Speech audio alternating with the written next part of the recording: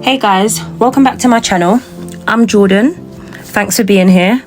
And today we're going to jump into ADHD, suppressed emotions, and the hidden link to youth violence, and what I feel has gone unseen in a whole generation.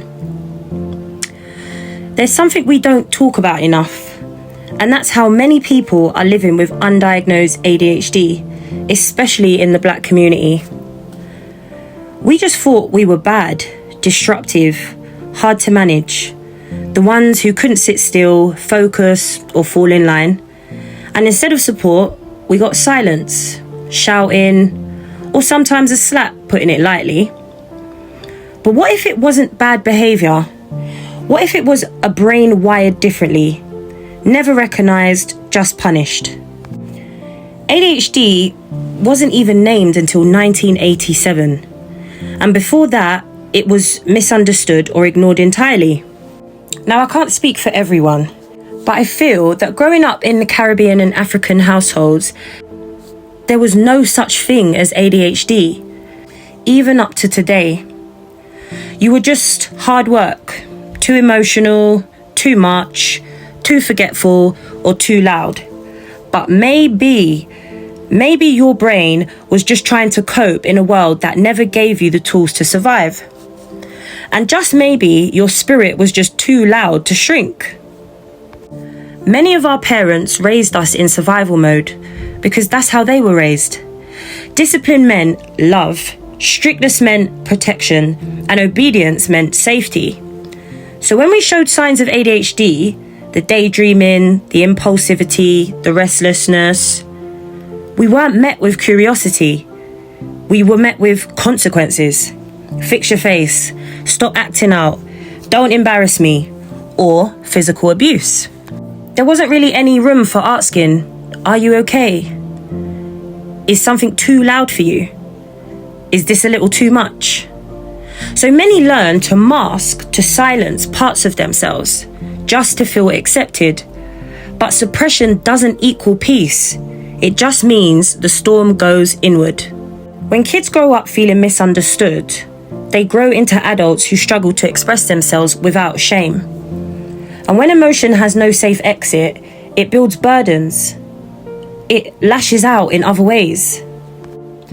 So Black boys are walking around with decades of pain they've never put into words. Pain that was dismissed or punished. So that eventually it turns into rage or numbness. Or they develop this cold, quiet anger that lives just under the surface. And sometimes it turns into violence. Not because they're monsters, but because they're overflowing and no one ever taught them how to release their emotions safely. Now, imagine that same child plugged into Fortnite every night, scrolling violent content all day, hearing music that glorifies rage, dominance, and revenge. That becomes a cycle. We're now raising children in a world that constantly overstimulates them, but gives them no tools to regulate themselves. So when they snap, society points fingers, but no one asks what kind of pain and conditioning came before that snap. Let's talk about school, because the education system hasn't done any better. Statistically, Black boys and girls still underperform in GCSEs, especially Black Caribbeans compared to their peers. And everyone asks what's wrong with them, but very few people stop to ask what actually happened to them.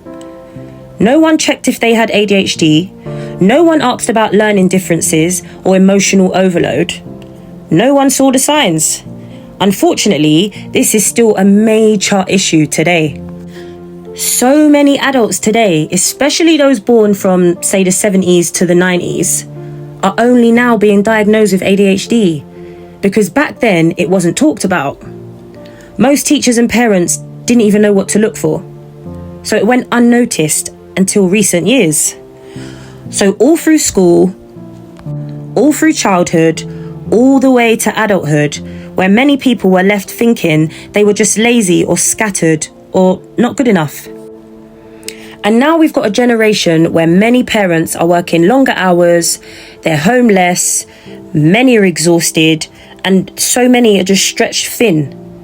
There's less time for connection, less time for emotional check-ins. The teenage brain relies heavily on the amygdala, the emotional center, because the prefrontal cortex, the logical decision-making part of the brain, is still under construction. That means teens feel more than they think. They react first and reflect later, if at all.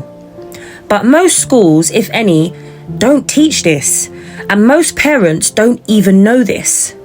So instead of support, the right education on emotional and mental well-being, they're shamed and they're labelled uncontrollable, dangerous, a problem, when in fact they are overwhelmed, emotionally dysregulated, and neurologically unprepared for everything being thrown at them.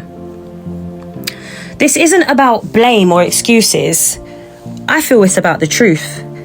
Because there are too many people walking through life believing the lie that black boys are naturally aggressive, or naturally dangerous, naturally violent. But that's not the truth. That's the result of generations of misunderstanding, of media representation, and of a system that has never fully made space for the black emotional experiences unless it was anger. We keep trying to treat everyone the same, but not everyone's ancestral story started from the same place. I mean, at the end of the day, you can't heal what you refuse to see, and you can't change a pattern if you won't even ask the question. When we treat pain as disobedience, when we judge without understanding, we don't just fail these children, we create the very thing so many fear. Because a disconnected child becomes a disconnected adult. And a society built on disconnection just can't thrive. I mean, we have been seeing more and more evidence of that. It hurts to know that there are people out there who feel afraid just walking past a black boy. Because that boy could be my son. Or someone else's who's still trying to find their place in the world. Some people that only see danger when they look at the colour of his skin. But I know the truth because my son is kind, thoughtful, smart, gentle in ways this world rarely gets to see. And I know there are countless boys just like him. They are not broken. They are not lost causes. They are unseen. And maybe, just maybe, they're the ones who hold the keys to breaking the very cycles no one else has had the courage to question. We need to start listening. We need to start asking deeper questions. Let's finally start seeing them fully, and not how society has misrepresented them and moulded them to be. Anyway, guys, I just wanted to share my thoughts on this with you. If there's anything you would like to share on this topic, please feel free to comment your views below. And until next time, take care of yourselves. Don't forget to like and subscribe. Peace and love.